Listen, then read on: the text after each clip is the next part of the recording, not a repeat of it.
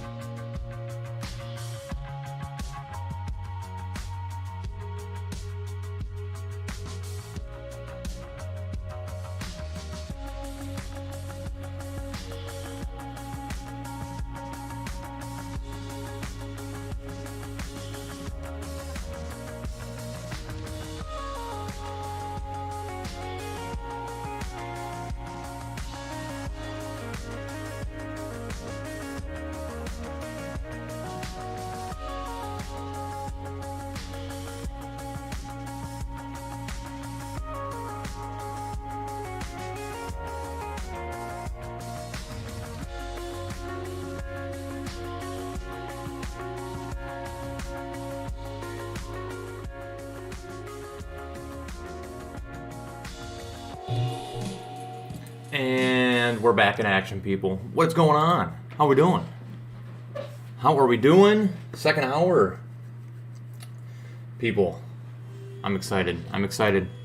We're almost through Unit 2, and Unit 2 is really sweet. And then Unit 3 is going to be amazing. I can't wait for Unit 3 next week. I'm telling you what. All right, what kind of announcements do we got today? What kind of announcements we got today?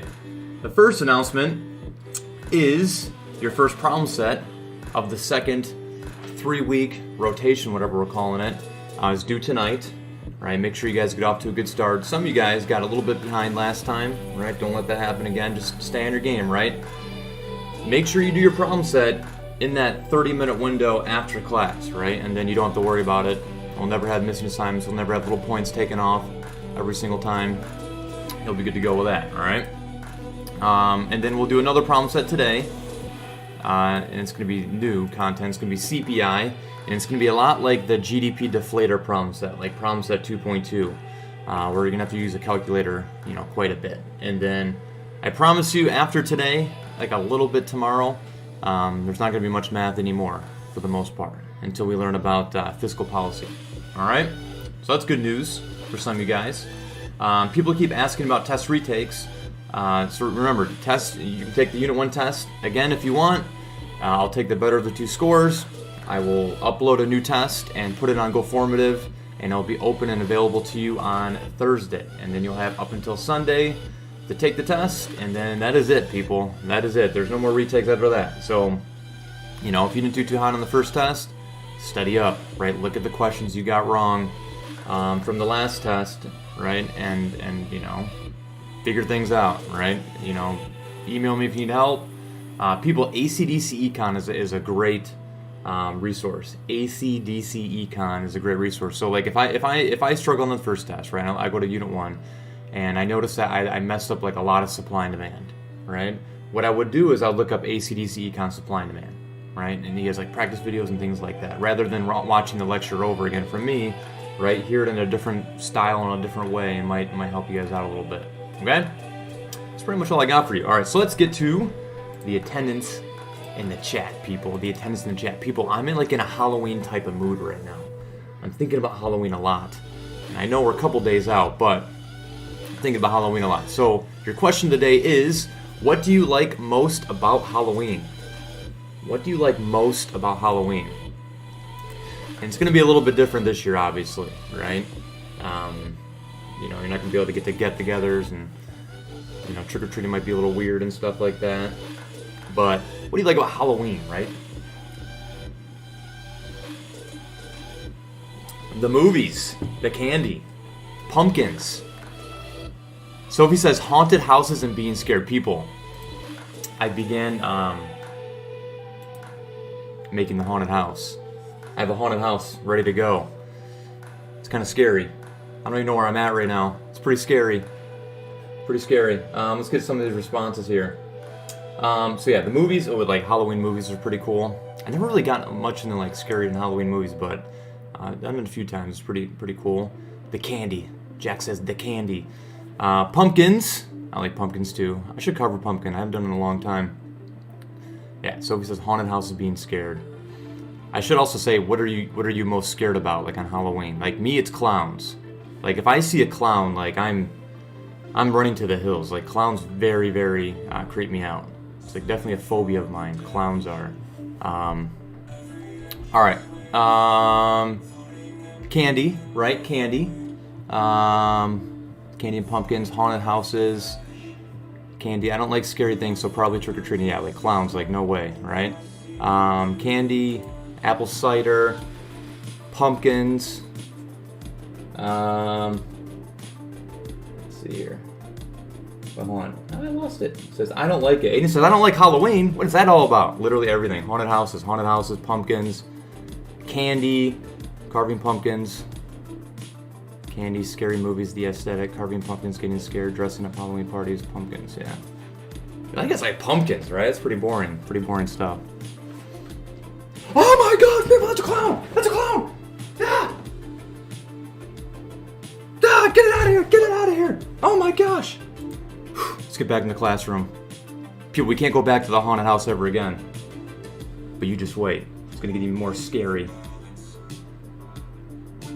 This music though too. All right, people, are you guys ready to learn? Are we ready to do this today? You ready to go? I'm ready to go.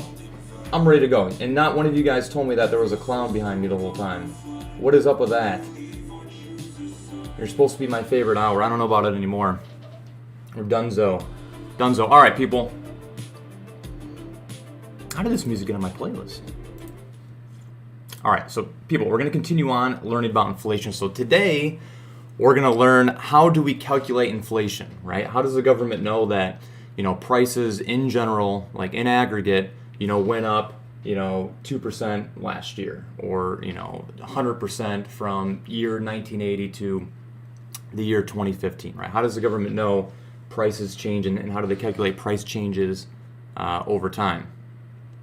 Yeah, none of you guys warned me about a clown. That was, man, that's tough scenes. Tough scenes. All right, people.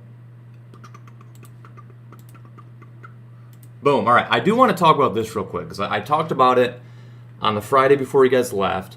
I talked about it a little bit yesterday, but I know this is something that students really, really struggle on generally, right? So we're going to spend extra time on this. And this really helps you answering questions about, who is helped and who is hurt by unanticipated inflation. All right, so it's just that formula, that equation about real equals nominal minus inflation, and we use it to calculate real interest rates a lot.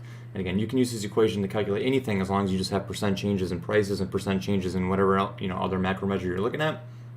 But we use this to analyze real interest rates because real interest rates, if they're different than the nominal interest rate, is going to sort of move around and redistribute wealth from the borrower to the lender, or from the lender to the borrower, right? And this explains why when unanticipated inflation happens, one of those parties are going to be worse off, and obviously one of those parties are going to be better off. But when unanticipated inflation occurs, right, either borrowers or lenders, both, right, perhaps, right, if it's really unpredictable, are not going to be willing to, make that transaction. They're not going to really be willing to borrow and to lend, okay? So remember, the equation looks like this. It looks like this, right? Real equals nominal interest rates minus inflation, right? And again, you can use this for anything, but we're going to use it for interest rates. So I just put interest rates in here. So if you get a 10% loan, right, for like a car, it'd be a huge rate for a car, but some people probably pay that. And inflation ends up being 15%, you're really actually going to pay negative 5% on that. And what that means is that if the real interest rate's negative, that means the bank is worse off from even giving out the loan. They should have never given out the loan because, again, they're going to get 10% more nominal dollars, right? You're going to pay them back the original amount of the loan plus 10% interest. They're going to have more dollars, right? They're going to have more nominal dollars. But when they take those nominal dollars and do whatever else with it, go out and buy something with it or invest in something else, they're going to have less purchasing power than they did before they originally gave out the loan, right? If it's negative, all right? So let me run through some more examples here. So it says you lend out $100 with 20% interest and inflation is 15%, all right? A year later, you get paid back $120. Let's say this. So let's change it like this. Let's say you lend out $100 at 20% interest, right, to your friend, and you guys both expect inflation to be 10%, just to make the numbers easy. That'd be like a crazy inflation rate. Like I don't think you guys would even want to borrow or lend if the inflation rate was 10%, but 10%, right? So if you give out a loan for 20% and the inflation is 10%, you expect 20% minus 10%. You expect a real rate of return of 10%. You expect the real interest rate to be 10%. You expect to have 10% more purchasing power than you did before you originally gave out the loan, right? This is why unanticipated inflation is the issue, right? If we expect inflation to be 10% and it ends up being 10%, then no one's hurt, right? No one's hurt. Both the lender and the borrower did a deal, and what happened is what they predicted was going to happen, right? So no one's upset from that. The problem is when you have unanticipated inflation. So let's say they expected it to be 10%, so the lender expected to get a 10% rate of return, 20 minus 10%, right? Real equals nominal minus inflation. And the inflation rate ends up being 15%, right? Well, now you're only going to get back a 5% rate of return, right? So that's the idea. If inflation is more than we anticipate, in this case, right, it's going to hurt the lender because the lender's only going to get 5% more purchasing power than they originally thought they were going to have.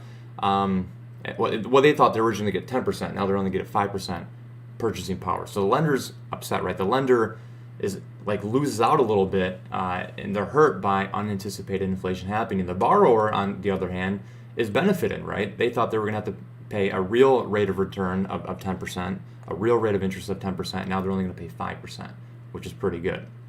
That's the idea. So when you guys do this equation, it doesn't have to be like some students like to write expected inflation rate, and then they rewrite the equation again and write the actual inflation rate, right? And it'll show you that, both parties expected to pay or get this rate of return, and now, as a result of inflation being different than what they expected, obviously the rate of return is going to be higher or lower, and it's going to hurt the lender or the borrower, right? And example number 2, again, you lend out $100 and, at 10% interest, and you expected prices to go up by 20%, so you expected to get paid back $110, right? But if prices go up 20%, right, the real rate of return is going to be negative 10%. It's the idea that you shouldn't have even given out the loan, right? You're worse off by giving out the loan if inflation is greater than the nominal interest rate, okay? So you just need to know how to use that equation. Real equals nominal minus inflation. And you guys are going to get a little practice with this on the problem set today. And it just helps explaining like who is hurt and who is helped by unanticipated inflation in terms of the borrower and the lender. And also why inflation is bad, right? You guys saw this again. This is the third time you guys have seen this. But that's why inflation is bad. Inflation is bad because lenders are going to be hurt, and lenders do not want to give out loans because when they get paid back, right, they're going to have less purchasing power than they originally thought they would when they initially gave out the loan, when unanticipated inflation occurs. Deflation's also bad, right, because when deflation occurs, it hurts the borrower, right? The borrower is going to pay back the loan with more real dollars, right? When you guys do FRQs about this, make sure you don't say more or less dollars, right? Because in the case of inflation, right, if unanticipated inflation happens, the lender's actually going to get the same amount of nominal dollars they thought they were going to get. They're going to get more nominal dollars. However, they're going to have less real dollars adjusted for inflation. Real means adjusted for inflation. So a lot of students on FRQs like this, they'll write, the lender's hurt because they get less dollars. It's actually not true. They're actually going to get more dollars than they lent out, right? Because they're charging interest.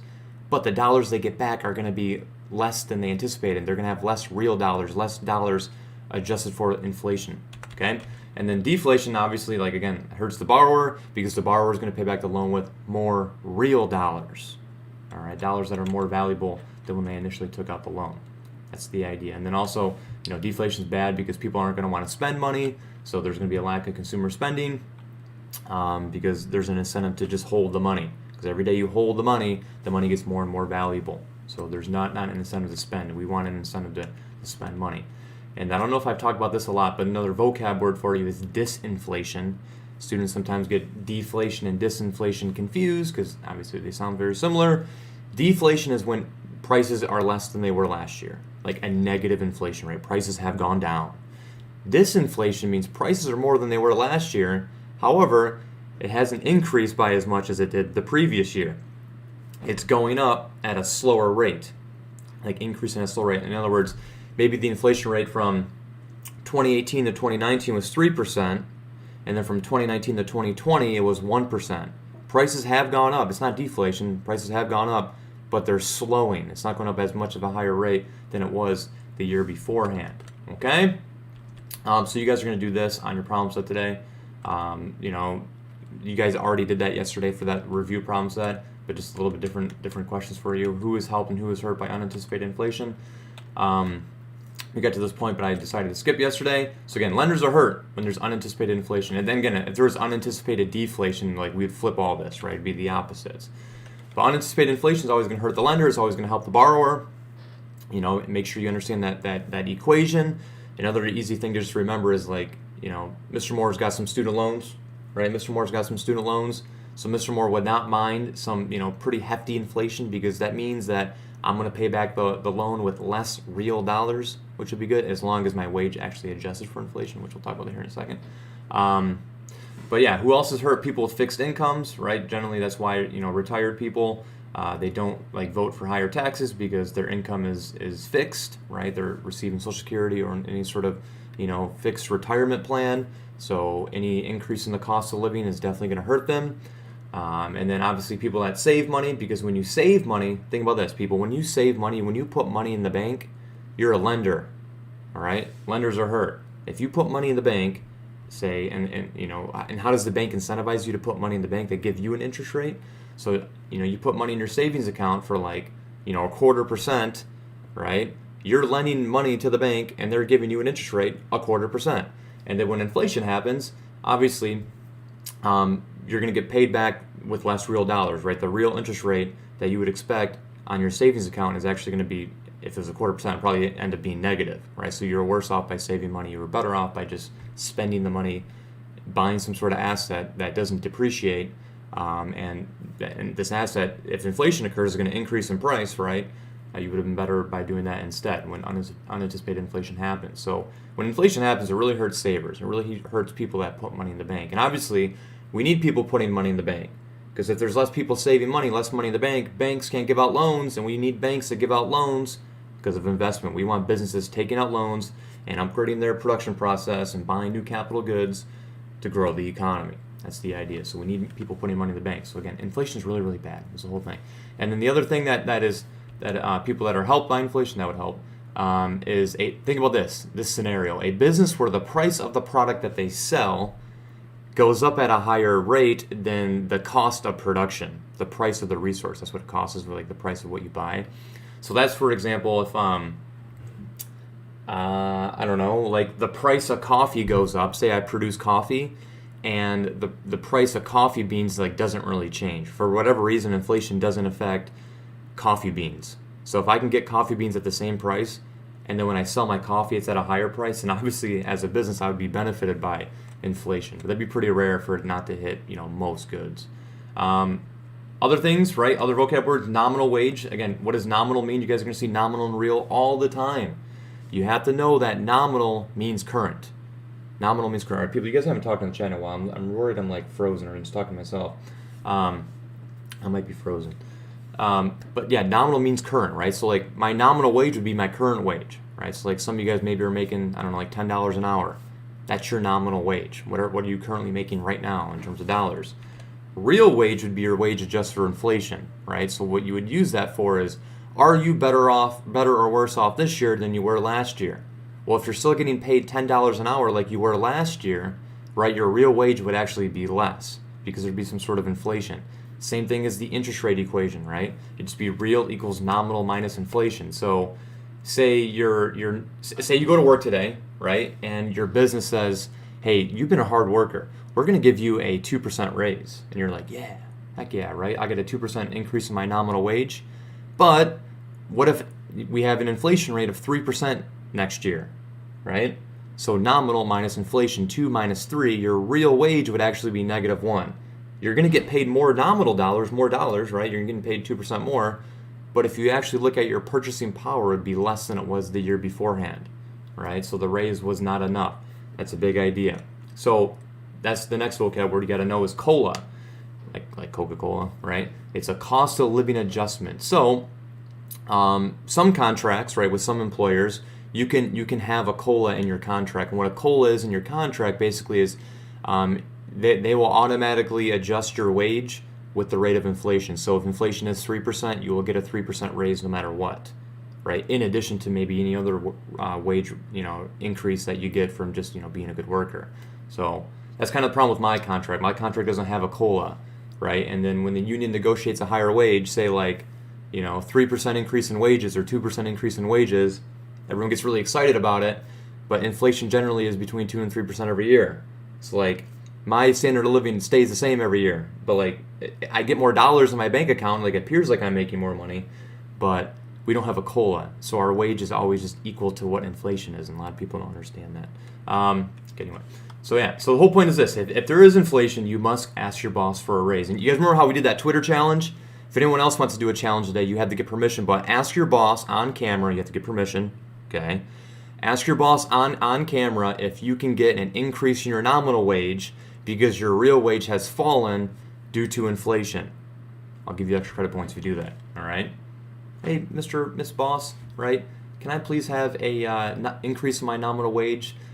Due to inflation, my real wages have decreased, and I don't have a COLA in my contract. You got to use all the vocab words on the slide, okay? All right, people, hold on. I got to check. Are you guys here? Can someone please talk in the chat? Where is everybody? Where is everybody? You're making me talk to myself, people. That's weird. All right, anyway.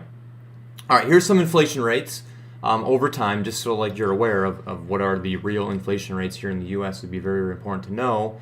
And notice, right, we had some hefty inflation rates for a long time. 2 to 3, 4%, etc. But generally it's around 1 to 2%. And that would be the goal of the Fed. We're here. You guys got to talk more. 5 and 6 hours always talking. You guys are making me nervous. But notice, right, we have had periods of deflation, and generally unemployment and inflation are inversely related. You guys got to know that relationship sooner rather than later, that unemployment and inflation are inversely related.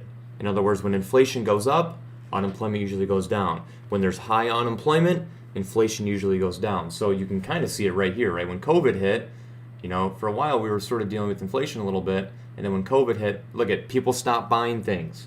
And when people stop buying things, right, the prices of all goods goes down, right? It'd be like the opposite of demand pull inflation. I don't even know if there's a word for it. It'd be like demand downwards inflation.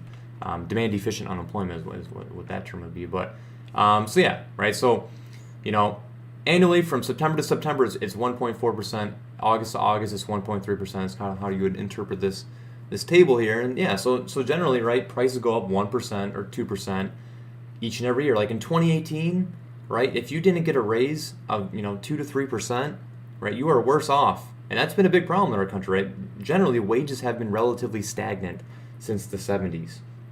People are getting, increase in their nominal wages, but the rate of inflation is higher than their increase in nominal wages. So real wages have been somewhat stagnant. In other words, American wages haven't really gone up in a long time. They're for a plethora of reasons, but I want to get into them, all right? All right, people, I want to show you guys this, right? So which countries are struggling with inflation the most? And I promised you guys I would give you this video. It's a pretty cool video. There you guys are. I want you guys to watch this. Hold on. How's the sound? Sounds good. All right.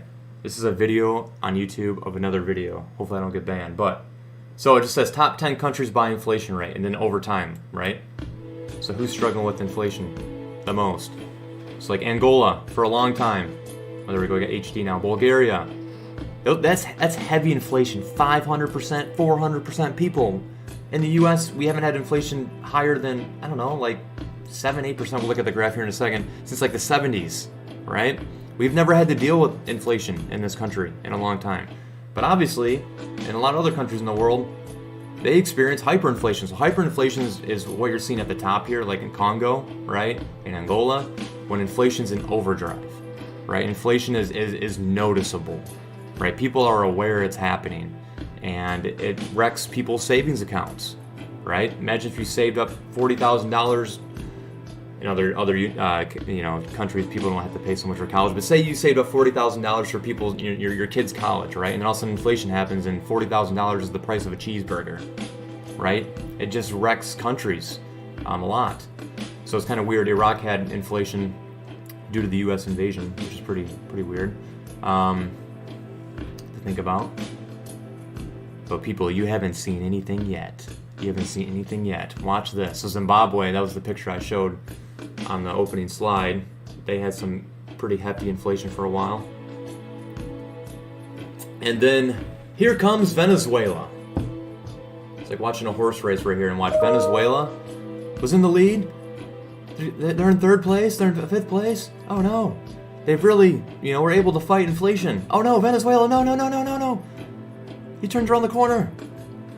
And watch this, people. Watch this. So we're in 2014 now. Again, crazy inflation rates. Venezuela is climbing. South Sudan's going to run for the money. I think they became a new country. pretty close to 2016, and then bam, Venezuela is like, no, I'm the best at inflation. People, look at this. Look at this. I want it to like not end. People, look at that. Okay, how many zeros is that? 130? No, it's 1,370,000%. 1,370,000% rate of inflation. That is insane. That's what's going on in Venezuela right now. It's like insane, turmoil, right? That's pretty crazy, right? Imagine if prices went up to that extent, right? It's pretty hard to comprehend. I don't even know how to elaborate from that, right? That's what's going on in Venezuela right now in the world. It's pretty crazy. So generally, when hyperinflation happens to that extent, people obviously don't use money anymore. What people do is they hurry up and take their money and convert it into some sort of asset, right? Some sort of commodity, some sort of good. That way, that good holds value more than money does, right? As money keeps depreciating over time.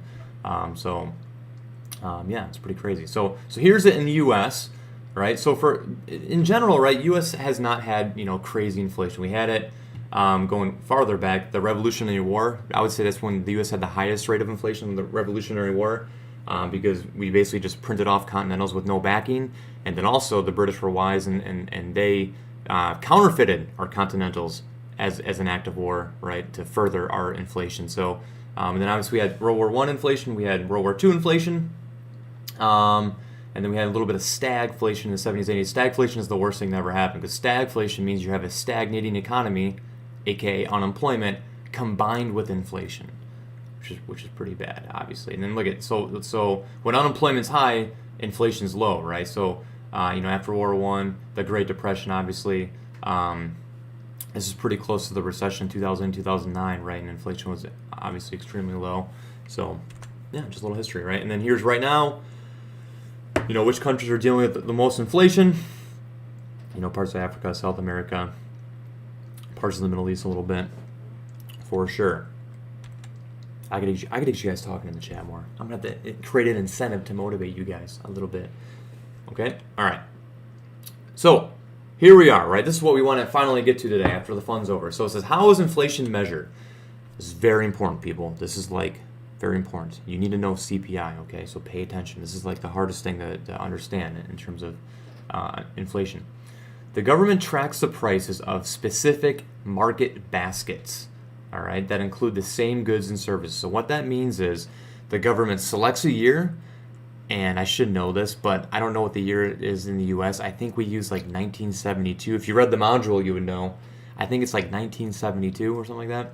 But the government selects some sort of year, and they keep the quantity of goods and services in that market basket the same, right? And they simply look at what is the price of that market basket in other years, right? Think of it like this, right? Think of the government going through a shopping center, like a grocery store, and they just put every good and service that you could ever think of that consumers buy in the U.S., right? And they take that shopping cart full of goods and services from that everyone buys in the U.S., and they check it out.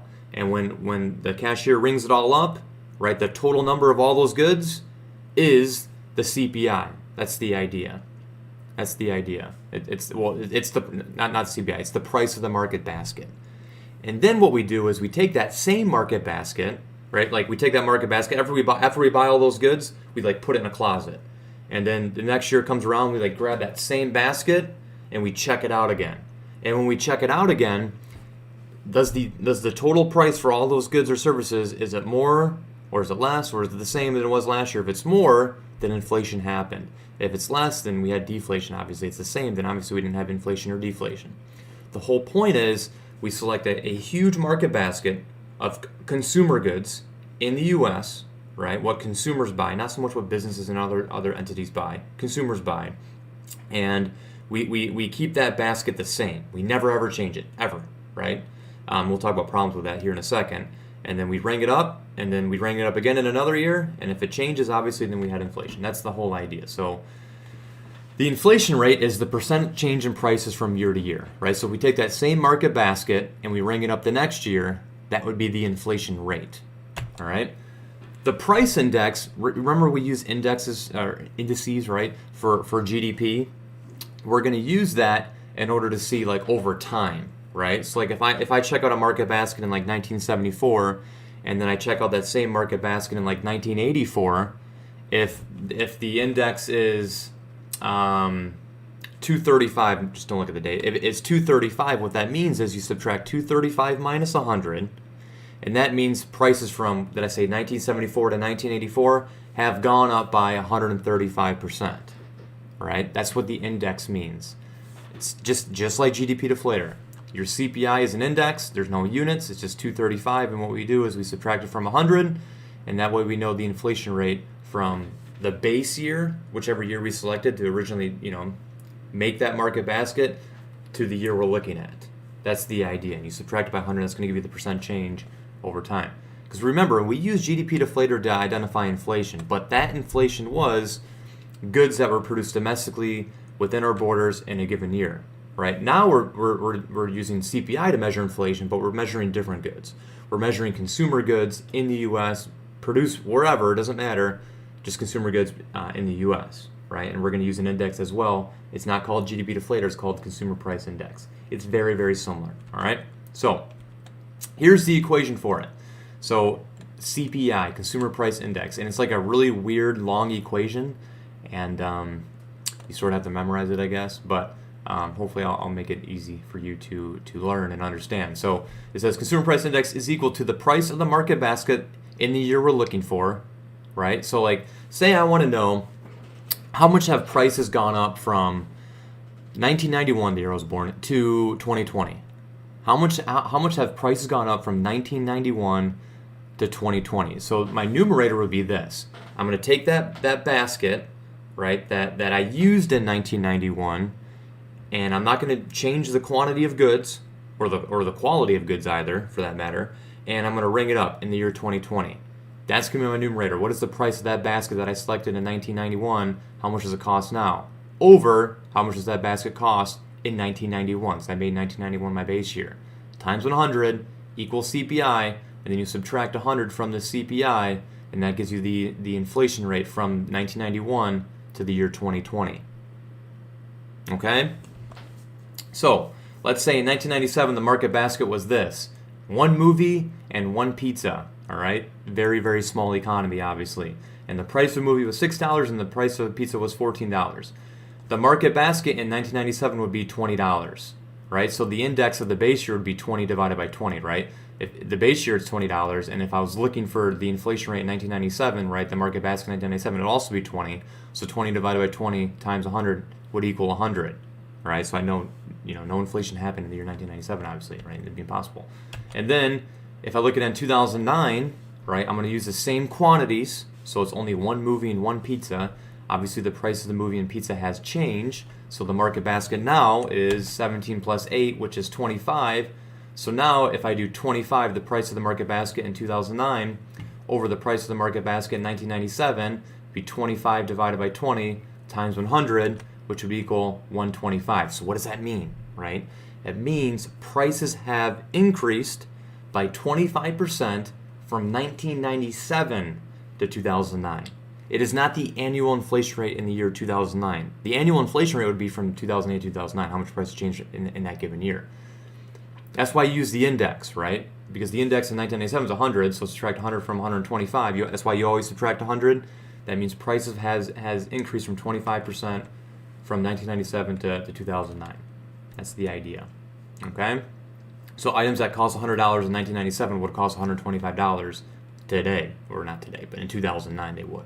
All right? Almost done there, people. Hang on there. All right, we're almost done.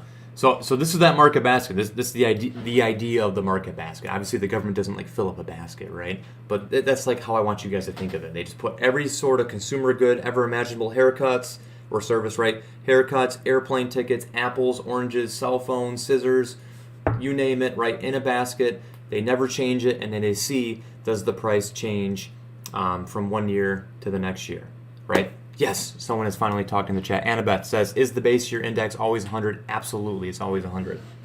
Absolutely. It's a very, very good question, always. So sometimes they do trick questions, right? Sometimes they don't give you enough information, but they ask you, what is the CPI in the base year?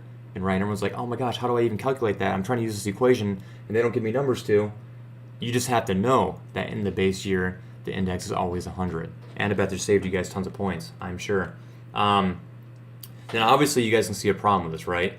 If we put cell phones in this market basket in the year 1990, and we measure the price of cell phones today, cell phones probably cost more today than they did in 1990. Sort of. They were more scarce in 1990, but like the thing is, cell phones are more than they used to be back in the day. So like there's changes in quality, which sort of is a problem with using CPI, obviously. All right, so people, we're going to end on this slide right here, okay? This slide is very, very important, and I'll try to move my head a little bit. I'm going to be covering these numbers over here, but like I wanted to be big and clear and everything. But we're going to use this table, okay? So what I want to do in this table, I want to show you how similar CPI is to GDP deflator, but how it's calculated differently. Because a lot of students always get it confused because it's very, very similar. CPI is to GDP deflator. So what we have is some years, right? We have units of output, so we're going to pretend in this economy there's only one good, right? So we have changes in quantity, and then we have the price of that one good, right? Obviously very, very simplistic. And we're going to make year 3 the base year, right? Because we always make year 1 the base year. I want to switch it up, and I want to make some random year the base year, because that's what the government does, right? Again, I think it's like 1972 or 1974. I got to double check it, but that's our base year in terms of CPI. So we can use 1974 and also look at like how much did things cost in like 1950, right? So sometimes it's like years beforehand, right? And the CPI is going to be less, obviously, than 100, and we need to know that like it means prices are less back in the day than they are today. So year 3 is a good year to make a base year. All right, so do we know how to calculate nominal GDP? I hope you do. It's a little bit of review as well. Nominal GDP is simply price times quantity, right? So in year 1, the nominal GDP would be we made 5 units, and each unit was $6, so the nominal GDP would be right there. It'd be $30. The nominal GDP in year 2 would be 10 times 8, $80. Always make sure you put it in dollars, right? I'm just being lazy with all the other numbers here. The nominal GDP in year 3 would be 20 times 10, 200, 40 times 12, 480, and then 50 times 14 would be $700. But that's why we don't use nominal GDP, because look at nominal GDP is going up, right? So we're like, wow, we're getting better every year. Yes. Well, maybe there's inflation going on, right? So what we like to use is real GDP. So real GDP is this, right? We use base year price, current year quantity. I hope you guys remember that. The whole point of real GDP is to adjust for inflation. So how else would we adjust for inflation? We got to keep the prices consistent. So if year 3 is the base year, right, we're going to use $10 for all of our calculations, right? You guys remember doing that in your problem set? So the real GDP in year 1 would be 5 times 10, right? We're going to use the base year price here, and we want to just simply measure changes in output while still having some sort of market value, but keeping that consistent. So year 2 would be 10 times 10. Year 3 would be 20 times 10. Year 4 would be 10 times 40. See how I'm doing that? Right? That's how you would calculate real GDP. So again, we are producing more than we did in other years, but again, we have some inflation going on because nominal is greater than real in all these given years. So that's what the GDP deflator tells us. All right? And again, we're using year 3 as the base year. So GDP deflator is equal to this, and you have to just memorize this, right? It's nominal over real, all in the same year, right? So if I'm trying to figure out the GDP deflator in year 1, right, I'm going to use nominal of year 1 over real of year 1. So 30 divided by 50 times 100 equals 60, all right? Because it's like 0.6 times 100 equals 60. So what does that mean, right? What does the GDP deflator mean? It means this. It means that prices were 40% less in year 1 than they were in year 3. Right? Subtracted by 100, 40% less. The inflation rate was negative 40% or deflation of 40%. Don't use double negatives, right? All right. The GDP deflator in year 2 would be nominal over real, right? It'd be 80 over 100 times 100 equals 80. So again, prices of GDP measured goods were 20% less than they were in year 3. And then obviously in year 3, well, year 3 is the base year, right? Same in GDP deflator. It's always going to be 100 in the base year. Why? Well, because you're using the same values. Nominal and real have to be the same, right? Times 100 equals 100. And then if we want to find the GDP deflator in year 4, again, across the board, nominal divided by real times 100 equals 120. So again, it means we had an inflation rate from year 3 to year 4 of 20%.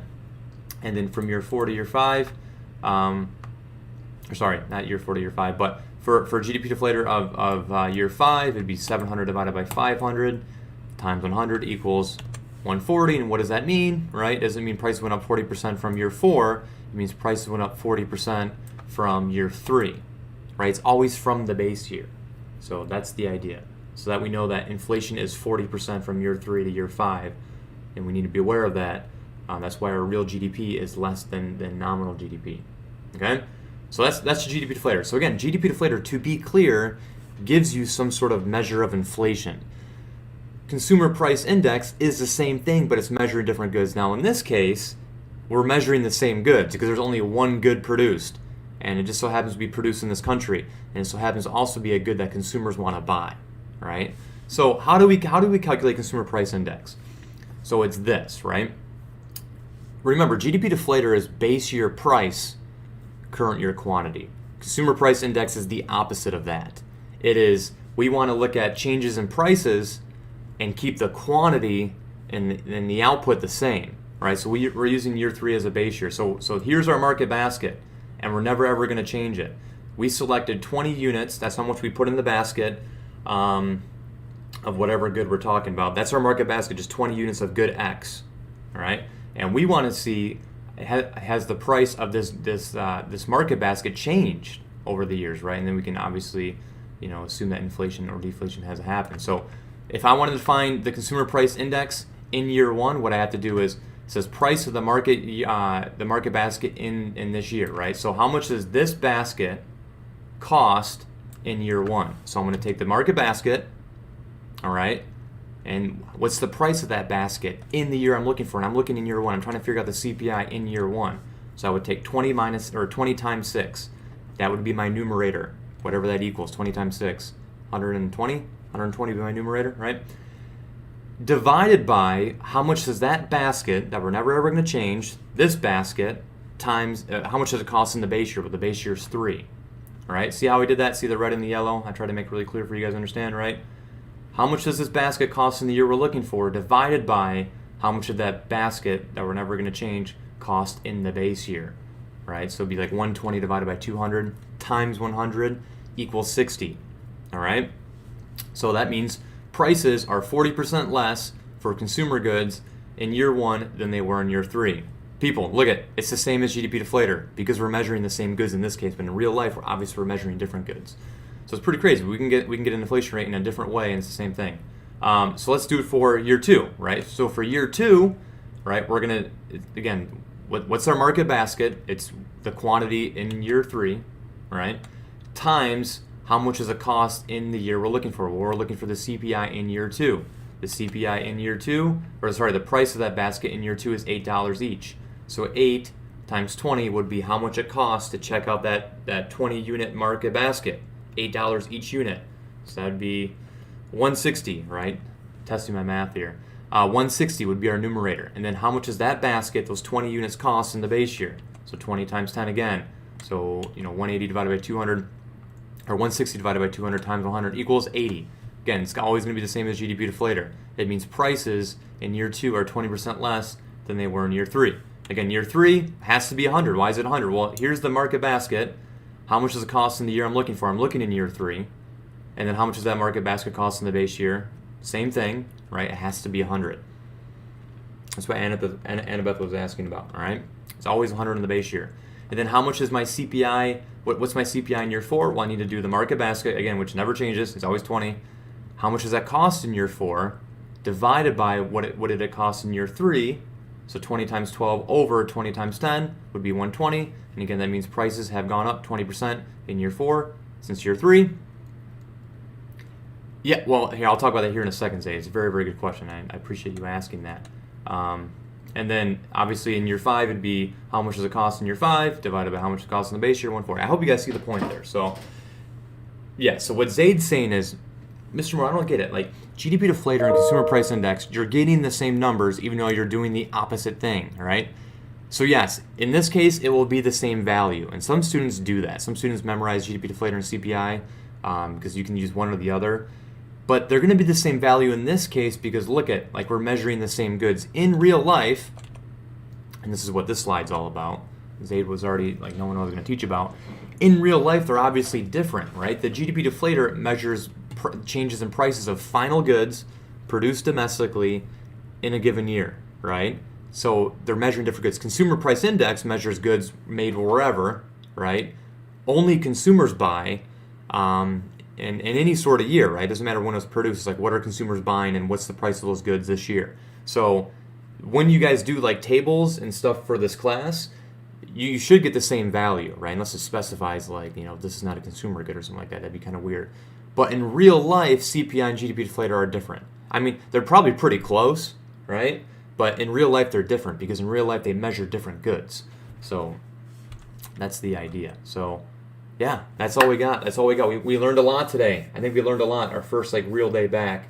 It's the first day of real content. So you guys take a break if you want to. I don't know if we should do the break somewhere because like a lot of you guys don't even stay after 12 o'clock, which is fine. But I'm gonna hop in Google Meet. I'm gonna upload your problem set. I'm gonna talk about your problem set, and then I'll be there for questions. And again, if you need help after 12 o'clock, then just stay. Right, just stay. Right, I'll stay as long as there's one person left. Right, and I'll help you out. And a lot of times I just look at your problems and I watch you do it to make sure you're good. Okay. So anyway, appreciate you guys. All right, I'll see you guys.